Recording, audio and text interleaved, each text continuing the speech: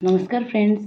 आज यही वीडियो आम जाना स्टॉक मार्केट कौन, शेयर मार्केट केमी काम करे और जड़े बिगनर किपर ए आरंभ करें। ठीक अच्छे, अनेक लोग भावती स्टॉक मार्केट केवल धनी लोकों कि सत्य कथा हूँ आप 500 कि 1000 रु आरंभ करेंगे।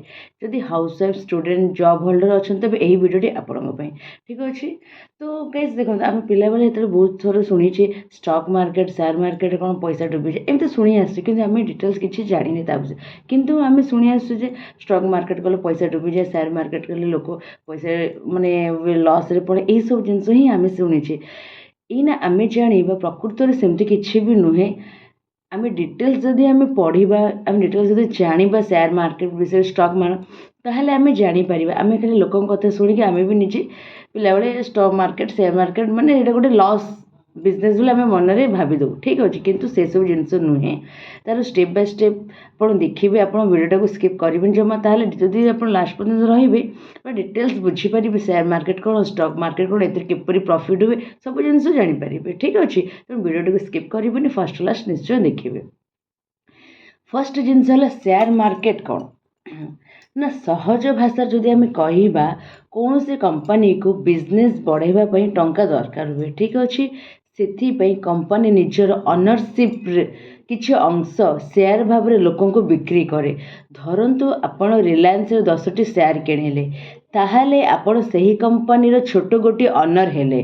कंपनी ग्रो कले माने शेयर प्राइस बढ़े एवं आपण इन्वेस्टमेंट जो इन्वेस्टमेंट करिथिबे तार वैल्यू बढ़ी जाए। यह ही स्टॉक मार्केट इन्वेस्टमेंट कहा जाए। ठीक अच्छे, सेकंड जिनस है डिमांड अकाउंट कौन।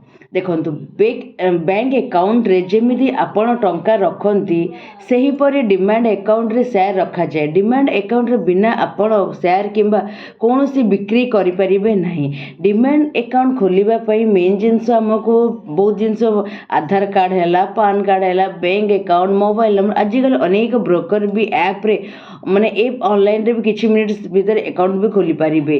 ठीक है, आ गोटे टर्म माने कौन इन्वेस्टमेंट टर्म कौन ना नुआ इन्वेस्टर माने सबुठु बड़ भूल करती से माने दिन को दिन प्रॉफिट खोजती, किंतु सत्य धन सृष्टि हुए लॉन्ग टर्म इन्वेस्टमेंट। धरतु आप प्रति मास 1000 टका इन्वेस्ट कर 5 वर्ष 10 वर्ष कि 15 वर्ष पर यह एक फंड भाव हो पारे। तो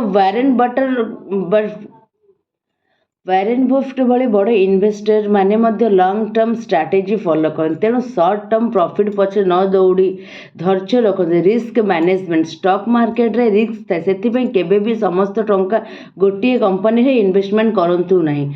डाइवर्सिफिकेशन माने डाइवर्सिफिकेशन करंतु, अर्थात अलग अलग कंपनी रे इन्वेस्टमेंट करंतु। ठीक अच्छे, एमरजेंसी फंड अलग रखंतु, लोन नहीं इन्वेस्टमेंट करंतु नहीं। कहीं कहले जेतिकी हरैबा को सक्षम सेतिकी टंका ही इन्वेस्टमेंट करंतु। कॉमन मिस्टेक्स कौन कहते बहुत जन नुआ इन्वेस्टर मानक 5टी भूल होउची। टिप्स सुनी शेयर किनिबा, रिसर्च नक इन्वेस्टमेंट करिबा, पैनिक सेलिंग, लोन नहीं इन्वेस्टमेंट करिबा, क्विक रिच स्कीम पछरे दौड़िबा। यही भूल गुडी को एडाइले आपण अनेक क्षेत्र बंची पारिबे। ठीक अच्छे, आ गोटे जिनस रहिला जो रहिला मोर शेयर मार्केट उपरे बहुत जन किसी भी माने कौन कौन तार किसी आसे आमर स्टडी शेयर मार्केट बा स्टॉक मार्केट उपरे किसी पढ़ा को पड़े। आमको जहाँ भी से आमको जान रिसर्च करने को पड़े, किंतु लोक मैंने युवा कौन रिसर्च करती स्टॉक मार्केट किसी माने पढ़ती खाली ओनली से कहले इन्वेस्टमेंट करवा लोक कथार बाय से इन्वेस्टमेंट कर दिखते, किंतु प्रकृत अर्थ है सेमती नुहे। जदि आम गोटे कंपनी इन्वेस्टमेंट करने को जी पेमेंट तो सेठी आम तार सब जिन बायोडाटा देखा दरकार। केतबेले माने से मार्केट माने कंपनीटा माने माने कौन कहले लॉस रे चलू या प्रॉफिट, तो सेठी देखिक ताको आम इन्वेस्टमेंट करवा दरकार।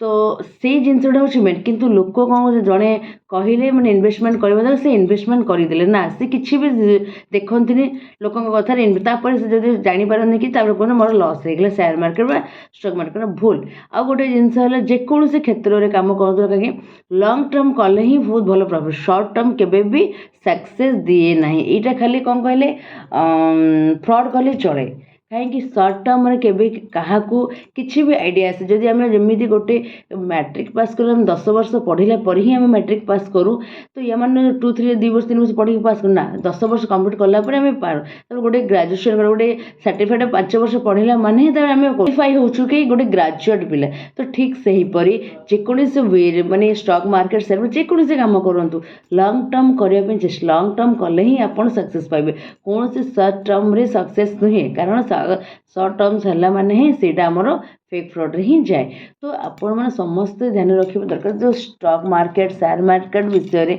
जदि आपण भी चाहिए घरे रही करें किंतु तार डिटेल्स आप आजिकल देखुए AI गूगल सब रिसर्च करेंगे से रिसर्च कलापर ही आप चाहिए इन्वेस्टमेंट करेंगे बहुत भल प्रॉफिट हुए किंतु वेटा जानवा दरकार ठीक अच्छे तो प्रत्येक दिन जेकोसी वर्क करूँ समय दबा दरकार पढ़ा दरकार ताहले ही आपन नॉलेज हम ताहले ही आप आगू बढ़े विदाउट नॉलेज विदाउट टाइम देकी किसी भी आप सक्सेस निज लाइफ रे करें ना बुझीपारे तो जो मनर आम भ्रम था छोट बड़ी स्टॉक मार्केट शेयर मार्केट यहाँ कौन लॉस बिजनेस किंतु ना भूल जो आम से रिसर्च करके निजे बुझिकी पढ़ी जो आम इन्वेस्टमेंट करवा बहुत भल अर्निंग हुए ए ठीक अच्छे तो गाइज आपने भी जब चाहिए घरे रही अर्निंग करने यहाँ भी गोटे अन्य वे जे स्टॉक मार्केटिंग करके आप अर्निंग करें ठीक अच्छे आ गोटे जिनस जी निजर बजेट से ही करेंगे अन्य लोन आणिक करदे यहाँ भी मन रखा दरकार तो आज आम जानलु शेयर मार्केट डिमांड अकाउंट को रिस्क मैनेजमेंट को और लॉन्ग टर्म इन्वेस्टमेंट विषय भी जानिले वीडियोटी जब गाइज भल लगी था लाइक शेयर सब्सक्राइब निश्चय करेंगे स्टॉक मार्केट बिगनर गाइड दरकार है कमेंट रे स्टॉक बोली भी लिखिपारे ओके तो आ गोटे कथा सब जहाँ कही मोर यूट्यूब चैनल जो रहा डिजिटल आशा ताको सब्सक्राइब करेंगे भूलिबनी यहीपर बहुत भल मोटिवेशनल टिप्स सहित निजर अर्निंग वेटा भी आप पाइपर ये देखिकी आ गोटे रहा मोर फेसबुक अकाउंट आशा साहू से फॉलो करेंगे भूलिबनी बहुत जिन शिखा पाइबे एठू निजे भी शिखिकी आप निजे ट्राए कर अर्निंग करें रही।